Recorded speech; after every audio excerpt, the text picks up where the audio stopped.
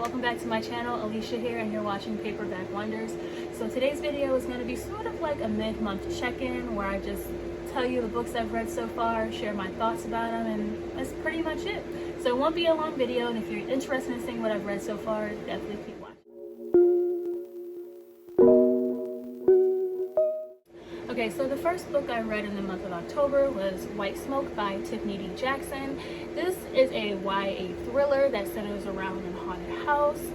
It was released September 14th of this year, so it's still rather new. I was really excited to get my hands on this because I read Monday's Not Coming, and I loved Monday's Not Coming, so I thought I would pick this up, and unfortunately I was a bit disappointed. I know.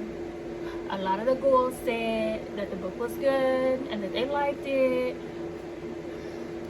but I was left disappointed. So the story starts off with Marigold, and along with her mother, her brother, her stepfather, and her stepsister, they moved to a Midwestern town by the name of Cedarville as a result of their mom getting a new job. They quickly realize after moving into this town that it's a bit strange and it's a bit shady. There's really no residents on their street. It's really deserted. All the other houses are broken down or boarded up, and strange things start happening inside the house. And so this leads Marigold down a path of discovery in regards to the town's hidden past and haunted secrets. What I did appreciate about the book is that Tiffany does touch on different social topics such as gentrification, which is a huge one in this book, as well as harsh laws when it comes to drug use, or specifically marijuana use or possession. This book to me was reminiscent of When No One's Watching by Alyssa Cole, especially when it comes down to the theme of gentrification, as well as the psychological thrill of that part of the story. Now, the reason why I gave this 3 stars on Goodreads is because there was just too many loose ends at the end of the story.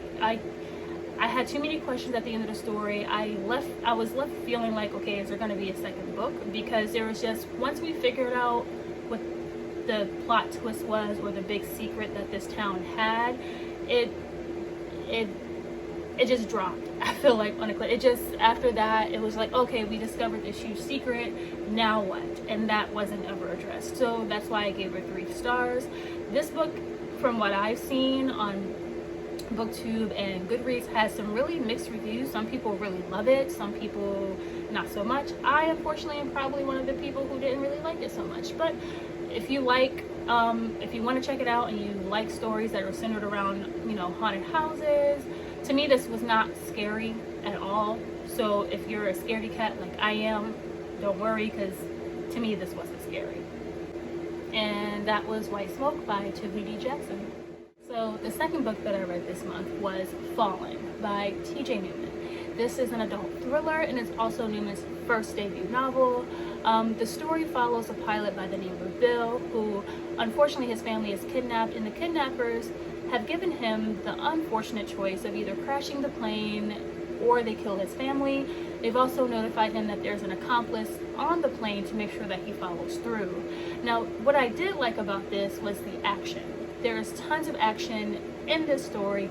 I felt like I was watching a movie in my head as I was reading this. It was such a page turner. I really appreciate about that. So basically the plot was action moving, okay?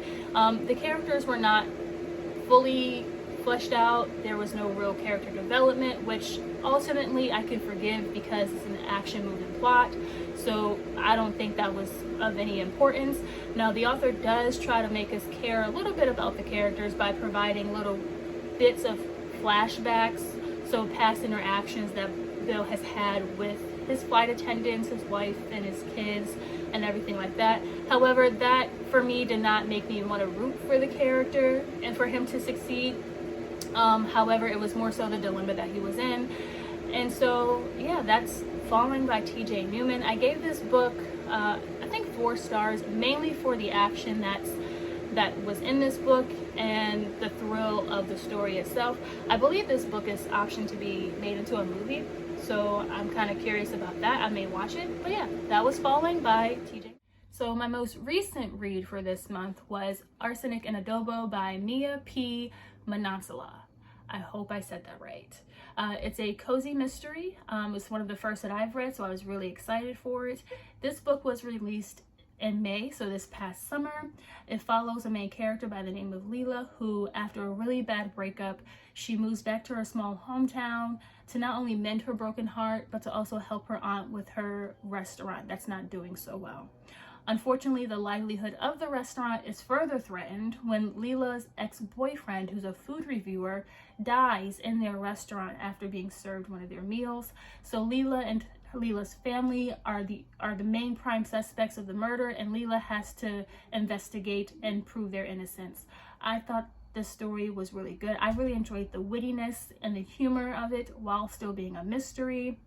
The author, as well as the main character, are from the Philippines, so the author does provide a pronunciation guide in the beginning of the story for the words or phrases that are commonly used in this book, and I thought that was really cool. I've never seen anything like that. She also provides content warnings in the book, which I thought were very helpful because I also haven't seen that in a book before. The pacing for me was, in the beginning, it was pretty fast. In the middle, it did kind of drag for me, and then at the end, it sort of picked back up a little bit. Also, what I liked about this was the food descriptions. Leela's aunt runs a Filipino restaurant, so the dishes that are described in this book are so great. Like, there were so many times when I was reading this and I wanted to eat. I got hungry because the descriptions are so good in this book. What I also liked is that in the back of the book, there are recipes that are described in the book, which I thought was really cool. Some of the reviews I've seen on Goodreads mention that the characters don't really have emotion, or they move on too quickly from major events that happen in the book. And in some ways, I can agree with that.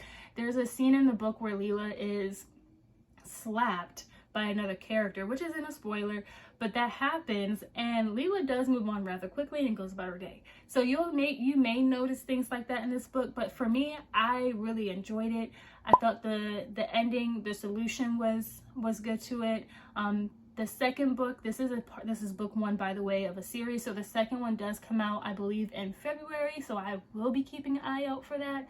But overall, I really enjoyed this book. Again, that was Arsenic and Adobo by Mia P. Manasala.